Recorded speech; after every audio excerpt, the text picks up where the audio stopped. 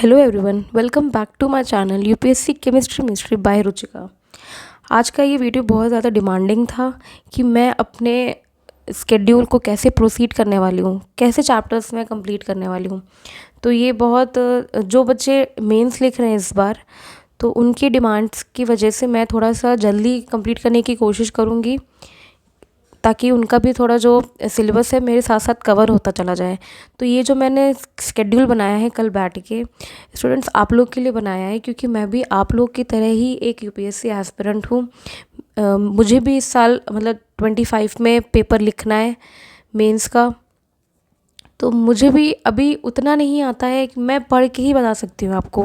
मैं कोई टीचर नहीं हूँ जैसे कि आप मुझे कुछ भी क्वेश्चन पूछ लोगे रैंडम और मैं आपको बता दूँगी। अभी मैं उस लेवल पे नहीं हूँ। मैं पढ़ के ही आपको वीडियो बनाती हूँ और आपको समझाती हूँ। तो ये मैंने जो चैनल मैंने ये स्टार्ट किया था वो इसी वजह से स्टार्ट किया था कि मेरा रिवीजन हो जाएगा और मेरे जैसे जो मेरे पीयर्स ग्रुप हैं जिनको नहीं मिल रहा है, वीडियोस कंटेंट नहीं मिल रहा है ऑनलाइन, और जो कोचिंग नहीं ज्वाइन कर पा रहे उनकी भी हेल्प हो जाए। सो ये मैं बहुत ही धीमे धीमे चलाने वाली थी ताकि मेरा भी सिलेबस 4-5 महीने में कवर अप हो जाए। बट जो बच्चे मेंस लिख रहे हैं तो मुझे उनके लिए बहुत बुरा लग रहा है कि मैं उनकी कोई हेल्प नहीं कर पा रही हूँ। सो इसीलिए मैंने थोड़ा सा एक स्केड्यूल बनाया है जिस पे मैं फोकस करूँगी। ऑफ कोर्स 80% तो मैं इसको कोशिश करूँगी कवर अप हो जाए। तो या स्टूडेंट्स जो मेंस लिख रहे हो वो प्लीज़ थोड़ा सा फोकस कर लो कि मैं सिर्फ आपके लिए मतलब इतनी मेहनत करने को रेडी हूँ कि मैंने अपना प्लान बनाया है कि मैं दिन रात करके वीडियो रिकॉर्ड करूँगी, पढ़ूँगी और वीडियो रिकॉर्ड करूँगी। इसमें सिर्फ आपका फ़ायदा भी नहीं है, मेरा भी फ़ायदा है ताकि मैं भी टेस्ट सीरीज़ जो है डाइस की वो भी लिख पाऊँ। जैसे कि मैंने बताया कि मेरा जो पूरा स्केड्यूल है वो डाइस टेस्ट सीरीज़ की तरफ ओरिएंटेड होगा पूरा। तो जो पहला मैं इसी टॉपिक के अकॉर्डिंग चलूँगी जैसे जैसे, ताकि मैं भी टेस्ट लिख पाऊँ। और अगर आप मेरे को फॉलो कर रहे हो तो आप मेरी वीडियोस पढ़ के इसको रिवाइज़ करके और अपना जो कंटेंट है उसको ऐड अप करके आप भी टेस्ट लिख सको। जो मेंस लिख रहे हैं प्लीज़ एक टेस्ट सीरीज़ ज्वाइन कर लो। मैं रिकमेंड करूँगी कि डाइस की टेस्ट सीरीज़ ज्वाइन कर लो, क्योंकि जो सर हैं वो बहुत अच्छे से आपको रिकमेंड कर देंगे। कोई भी गाइडेंस चाहिए होती है सर हमेशा अवेलेबल है, उनका नंबर भी है, कुछ भी है आप मेरे से भी ले सकते हो सर का नंबर। तो बहुत अच्छे से ट्रीट करेंगे। अगर आपने मेंस निकाला है तो आप पे ज़रूर वो अच्छे से फोकस करेंगे। सो ठीक है स्टूडेंट्स, तो सबसे पहला मैं डिस्कस करती हूँ कि सर के टेस्ट में क्या क्या चैप्टर्स आ रहे हैं, उसी हिसाब से मैं अपना स्केड्यूल बताऊँगी आपको। सबसे पहले टेस्ट में चैप्टर्स जो है एटॉमिक स्ट्रक्चर है, chemical bonding, liquid state, gaseous state, solid state. ये चैप्टर्स टेस्ट 1 में आ रहे हैं। ठीक है, तो उसी अकॉर्डिंग मैंने अपने स्केड्यूल को बनाया है कि जैसे कि हमें पता है कि हमारा जो एटॉमिक स्ट्रक्चर है ये कंप्लीट हो चुका है। बस हाइड्रोजन आटम जो मैं पढ़ाना शुरू करी थी उसमें एक बच्चे ने क्वेरी करी थी कि ये इम्पॉर्टेंट नहीं है, तो मैं उनको बताना चाहती हूँ कि देखो ये जो हमारे जो पहला टेस्ट है सर का, ये atomic structure, chemical bonding, liquid state, ये सब हमारे कंपलसरी पार्ट में आते हैं। इसमें आप कुछ भी अफोर्ड नहीं कर सकते हो छोड़ना। हाइड्रोजन एटम से क्वेश्चंस आता है, हाँ ये मानती हूँ मैं कि इसका जो वेटेज है वो कम है, बट कंपलसरी पार्ट में आता है तो आप इसको स्किप नहीं कर सकते हो। जो पहला कंपलसरी पार्ट में क्वेश्चंस आते हैं वो दिखाते हैं कि आप कितने अच्छे से प्रेजेंट कर सकते हो उसका आंसर, क्योंकि एटॉमिक स्ट्रक्चर, केमिकल बॉन्डिंग में सब सेम लिखने वाले हैं। कंपलसरी पार्ट है तो वो सब सेम कंटेंट सेम रहने वाला है, तो आपका आंसर अलग कैसे लगेगा जब आप उसमें परफेक्शन एक ले आओगे। सबसे पहला जो कॉपी चेक करेगा वो आपका क्वेश्चन नंबर 1 से ही चेक करने वाला है, तो इम्प्रेशन उसको उसी टाइम पड़ जाएगा कि अच्छा हाँ कि ये इस बंदे को ये चीज़ अच्छे से पता है, ये कॉपी हटके है। सिर्फ आपकी कॉपी नहीं जाने वाली है, आपके साथ साथ जितने भी केमिस्ट्री ऑप्शनल के बच्चे हैं 50-60 तो कॉपी जाती है। तो 50-60 में डिफ्रेंशिएट करने के लिए आपको कुछ कंपलसरी में कुछ अलग लिखना पड़ेगा, कुछ एडिशनल इन्फॉर्मेशन देनी पड़ेगी ताकि वो आगे चल के नंबर अच्छे दे पाए आपको कॉपी में। तो इसलिए मैं थोड़ा सा हाइड्रोजन आटम पे मैंने पढ़ाया है, और मेरा ये कोई एम नहीं था कि मैं मेंस के स्टूडेंट्स को पढ़ाऊँ, बट मुझे अच्छा लगा कि जो बच्चे जो मेंस लिख रहे हैं वो मेरे से कनेक्टेड है, तो उनके लिए मैं थोड़ा सा इसीलिए जल्दी जल्दी रैप अप करने की कोशिश करूँगी। तो इसीलिए हाइड्रोजन आटम का आज मेरा ये लास्ट वीडियो होगा। सिर्फ 2 ही वीडियो होंगे, ज़्यादा इसमें कंटेंट नहीं है।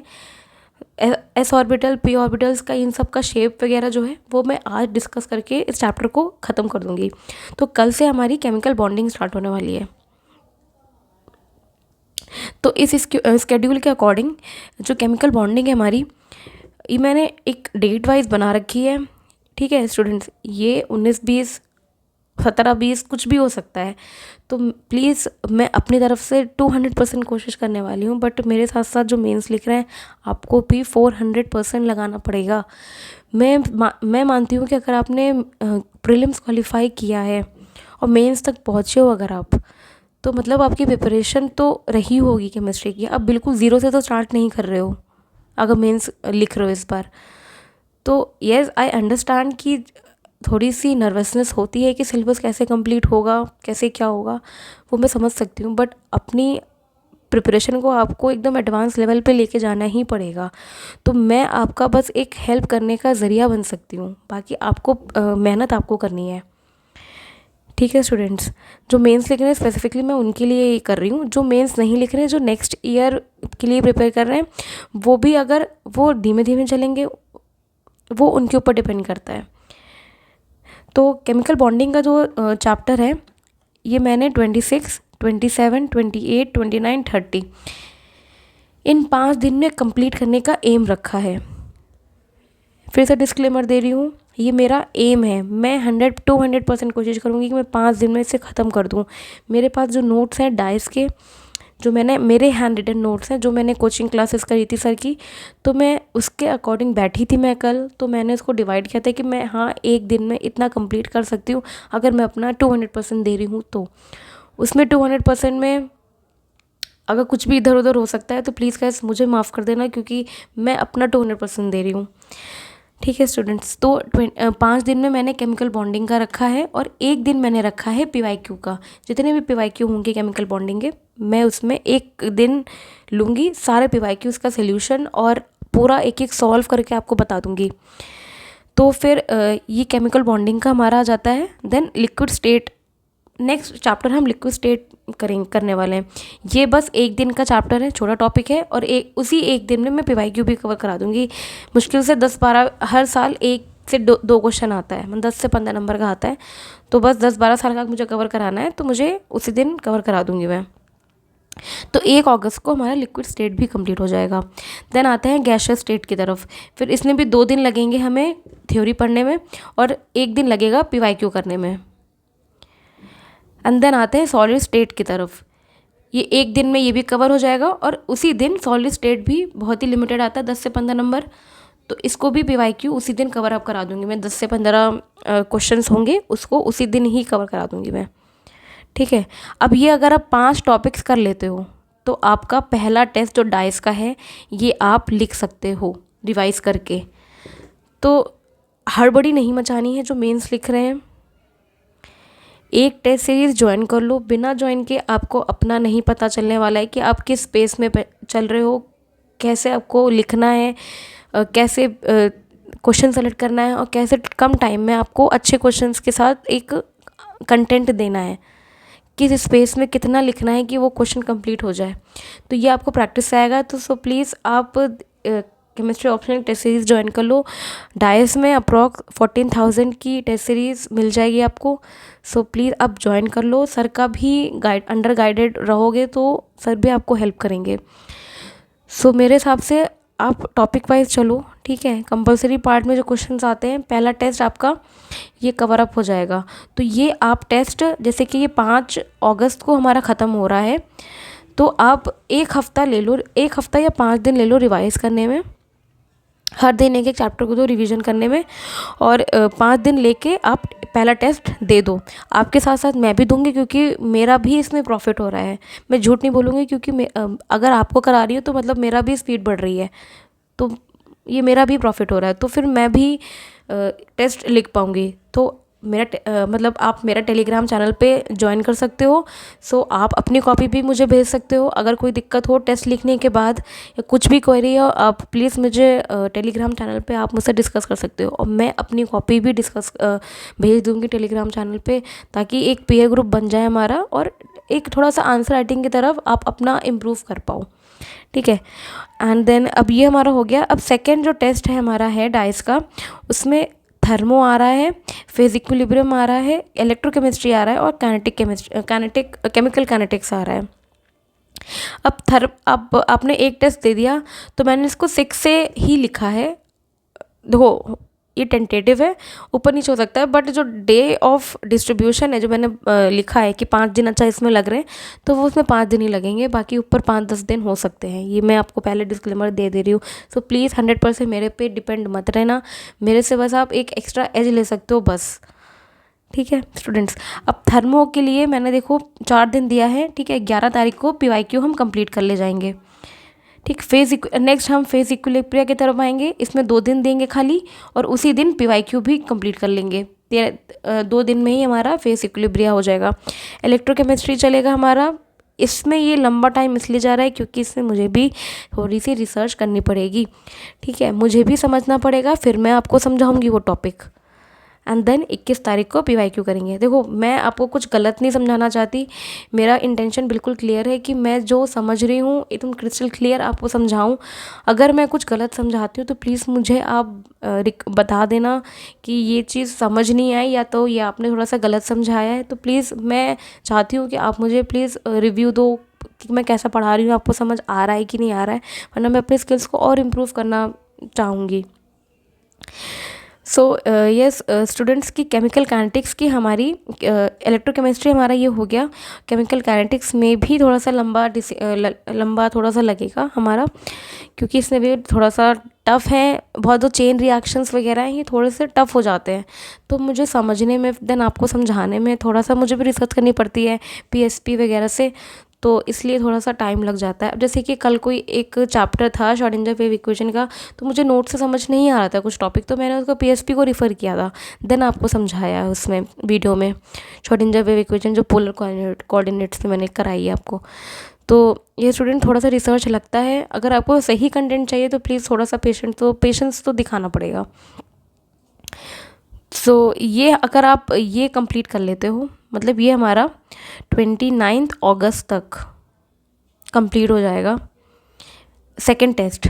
ठीक है, तो ये सेकंड टेस्ट हमारा 29 अगस्त तक कंप्लीट हो जाएगा। तो 29 अगस्त तक आप ये टेस्ट भी दे सकते हो, केमिकल काइनेटिक्स ये सब। एक और चीज़ मैं बताना चाहूँगी कि एक तो मेरी ये प्लेलिस्ट चलेगी चैप्टर वाइज थ्योरी की प्लेलिस्ट, ठीक है, एंड देन जो डाइस का जो ट्यूटोरियल्स हैं उसके जो क्वेश्चंस हैं, देखो एटॉमिक स्ट्रक्चर में अप्रॉक्स 2 PDF हैं सर के। ठीक है, एक PDF में 100 क्वेश्चन है। अब अगर मैं एक एक क्वेश्चन कराने बैठी तो 1 महीना पूरा तो निकल जाएगा कराने में, सिर्फ क्वेश्चन। ठीक है, तो फिर मैं चैप्टर्स थ्योरी नहीं करा पाऊँगी, कवर नहीं करा पाऊँगी। तो मैंने ये सोचा है, मेरा प्लान ये है कि एक तरफ मेरी प्लेलिस्ट चलने वाली है थ्योरी की, एंड एक सेकंड प्लेलिस्ट चलने वाली है साथ ही साथ पैरेलल में क्वेश्चन की, जो ट्यूटोरियल सर दे रहे। सो जो डाइस के ट्यूटोरियल्स हैं उसके जो क्वेश्चन है डेली 10 या 20 क्वेश्चन मैं कराऊंगी। जो सेम टू सेम है उसको स्किप कर दूंगी, जो अलग है बस वही क्वेश्चन कराने वाली हूँ। ठीक है, तो अगर आपको क्वेश्चन प्रैक्टिस करनी है तो आप वो प्लेलिस्ट भी देख सकते हो। मुझे इसमें बहुत ज़्यादा एफर्ट्स लगने वाले हैं, तो मैं मेंटली प्रिपेयर्ड होना चाहती हूँ उस चीज़ के लिए। तो प्लीज़ मुझे सपोर्ट करना आप लोग भी, ताकि मैं मोटिवेटेड रहूँ। अगर मैं मोटिवेटेड रहूँगी तो आपका भी इसमें फ़ायदा है। तो ये सेकंड प्लेलिस्ट मेरी क्वेश्चन की रहेगी, इधर मेरा एटॉमिक स्ट्रक्चर चलेगा, उधर प्लेलिस्ट में जो ट्यूटोरियल है सर के वो चलते चलेंगे। तो डेली 10-10 20-20 क्वेश्चन की एक वीडियो बनेगा, तो उससे आप उसको प्रैक्टिस कर सकते हो। तो टाइप्स ऑफ क्वेश्चन कैसे आते हैं वो सब कवर हो जाएगा उसमें।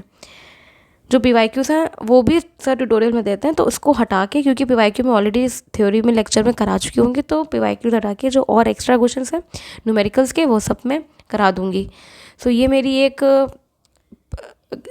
प्लान रहेगा, क्योंकि फिर देखो अगर मैं सिर्फ थ्योरी पढ़ा रही हूँ ना, तो मुझे भी प्रैक्टिस करने हैं क्वेश्चन, ताकि मैं टेस्ट दे पाऊँ। सो इसीलिए मैंने सोचा है कि उसमें मेरा कैसे फ़ायदा होगा कि मैं अगर क्वेश्चन प्रैक्टिस कर रही हूँ तभी टेस्ट लिख पाऊँगी, क्योंकि ये सेंस ऑफ कॉन्फिडेंस बहुत इंपॉर्टेंट है। जो मैंने अपनी कॉपी अपने चैनल पे भेजी है या कुछ लोगों को भेजी है, सो मेरे वो नंबर मेरे इस वजह से आए हैं कि मतलब मैंने प्रैक्टिस बहुत करी थी, इस वजह से थोड़ा रिवीजन और प्रैक्टिस करने से ही वो नंबर है। कैसे लिखना है वो एक टेस्ट में मुझे नहीं, वो सिर्फ मैंने आपको एक टेस्ट भेजा है।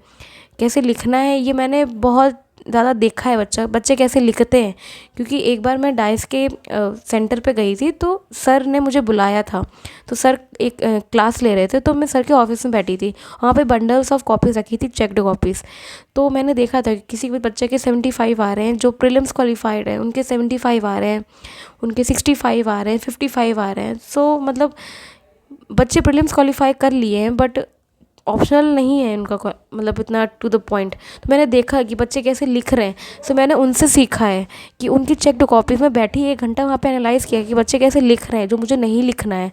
तो मेरा जो एक्सपीरियंस है वहाँ से आया है, तो वो मैं चाहती हूँ कि आपको वो एक्सपीरियंस बताऊँ। ठीक है स्टूडेंट्स, तो ये सेकंड टेस्ट भी आप लिख सकते हो। ठीक है, अगर आप मेरे साथ साथ चल रहे हो तो आप श्योरिटी से लिख लोगे टेस्ट, तो एक प्रैक्टिस हो जाएगी आपकी। आप साथ साथ अपना करते रहो, जो आप कर रहे हो वो करते रहो, बट एक रेफरेंस के थ्रू, एक एज इफ़ेक्ट के लिए आप मेरा वीडियोस को रिफ़र कर सकते हो। ठीक है, अब नेक्स्ट जो है हमारा टेस्ट 3 में sir surface chemistry, photo chemistry, F block, coordination और पी ब्लॉक और बायो केमिस्ट्री। देखो, इनऑर्गेनिक के लिए मैं सर के पास गई थी कि पिछले साल मैं सर के पास गई थी कि सर जो नोट्स आपने मतलब देने थे आपको क्लास में, तो वो आपने दिए नहीं अभी तक, तो सर प्लीज़ मुझे आप दे दें। तो सर ने मुझसे कहा था कि ठीक है आप मतलब तुम ले लेना। फिर जब सर ने मुझे दिए नोट्स, देन मैंने सर से पूछा कि सर आपने ये क्लास में कवर तो नहीं कराया है, मतलब इनऑर्गेनिक चीज़। तो सर ने बोला कि इसमें समझने का कुछ भी नहीं है, इसमें रुचि का रटना है। ठीक है, तो इसको रट लो, इसमें समझने में कुछ भी नहीं है। तो जब सर कह रहे हैं कि इसको रट लो, biochemistry, P block, coordination compounds, कुछ टॉपिक्स हैं जैसे कोऑर्डिनेशन कंपाउंड्स और हमारे एफ ब्लॉक, इसमें थोड़ा सा कॉन्सेप्चुअल है, समझने का है, वो समझ लो। बाकी कुछ भी है वो सब रट लो, उसमें समझने का कुछ भी नहीं है।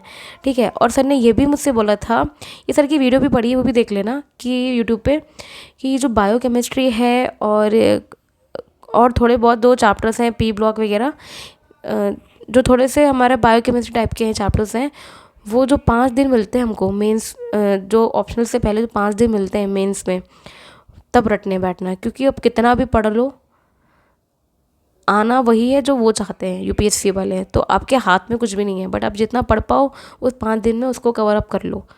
ठीक है, तो सर ये कह रहे थे कि अगर बायोकेमिस्ट्री को अगर आप दे रहे हो इतना समय, तो आप यूपीएससी की तैयारी नहीं कर रहे हो, फिर तो आप कुछ और की तैयारी कर रहे हो, क्योंकि रिसर्च नहीं करना है हमें, वहाँ पे लिखना एट द एंड वही है जो आपको आता है। बायोकेमिस्ट्री में इतना पीछे मत पड़ना, बस एक बार पढ़ लेना उसको, 5 दिन में तभी पढ़ लेना, एक कॉन्फिडेंस आपको गेन हो जाएगा, बाकी टॉपिक्स को आप अच्छे से कर लो। ठीक, तो टेस्ट 3 के लिए आपको surface chemistry, photo, F block और कोऑर्डिनेशन कंपाउंड, यहाँ तक मैं करा रही हूँ। मैं सरफेस करा रही हूँ, फोटो करा रही हूँ और कोऑर्डिनेशन कंपाउंड करा दूँगी बस। एफ ब्लॉक, पी ब्लॉक और बायो केमिस्ट्री में नहीं करा रही हूँ। जो सर के नोट्स हैं डाइस के, वो आपके पास होंगे, आप उसको पढ़ के कर लेना, सर का ये टेस्ट दे लेना। ठीक है, जो टेस्ट 3 है वो आप दे लेना। अब टेस्ट 3 तक मुझे लगता है कि जो सितंबर है वहाँ तक मैं हेल्प कर सकती हूँ। उसके बाद तो मुझे लग रहा है 15-16 सितंबर से मेन स्टार्ट है, तो उस टाइम तो आपको रिवीजन की ज़रूरत है। जो मेंस लिख रहे हैं तो आई होप आप ऑर्गेनिक कर लेना अपने आप में, फिज़िकल की कोशिश कर सकती हूँ। जितनी स्पीड मेरे से मतलब हो पाई है मैं उतना ही दे पाऊँगी इस टाइम।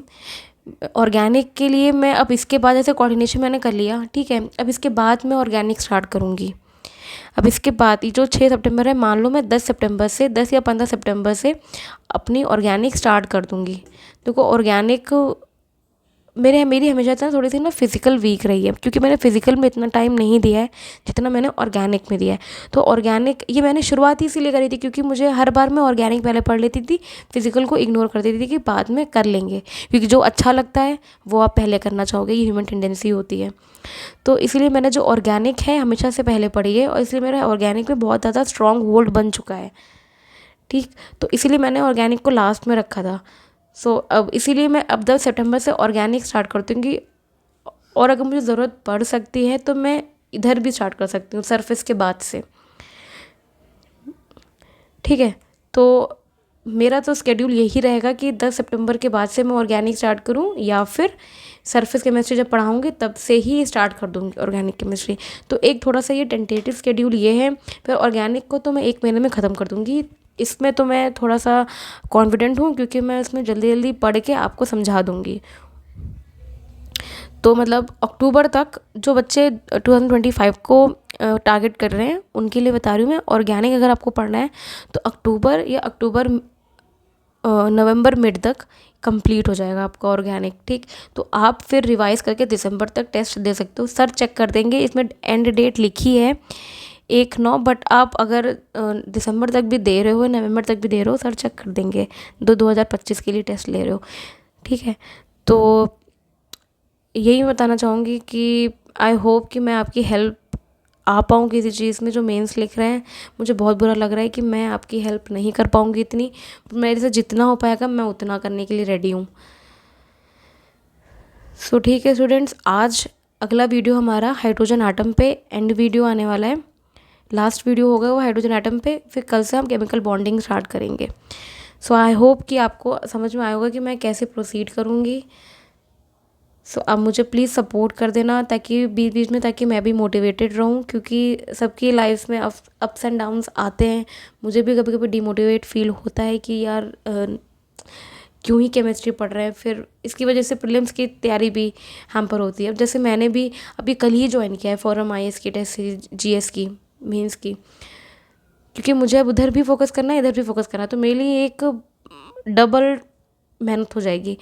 बट मैं रेडी हूँ तैयार करने के लिए, क्योंकि GS में अगर आपको मेंस में, GS मेंस में कुछ भी दिक्कत है तो भी आप मेरे टेलीग्राम चैनल पे मुझे कंसल्ट कर सकते हो। और अगर कुछ भी आंसर राइटिंग में अगर आपको कुछ करवाना है या कुछ भी कराना है, कुछ भी फोकस देख के अगर आपको कुछ भी कंसल्टेशन लेनी है मेरे से, कुछ भी मेरा एक्सपीरियंस लेना है, सो आप ले सकते हो। तो चलिए इस वीडियो को एंड करते हैं। आई होप थोड़ी सी लंबी वीडियो होगी, क्योंकि मुझे सिर्फ आपको स्केड्यूल बताना था और कुछ नहीं समझाना था, तो मैंने फर्जी की बकवास भी कर दी। तो ठीक है स्टूडेंट्स, अब नेक्स्ट वीडियो हम मिलते हैं अपने नेक्स्ट हाइड्रोजन आटम के लास्ट वीडियो पे। तब तक के लिए bye students and take care.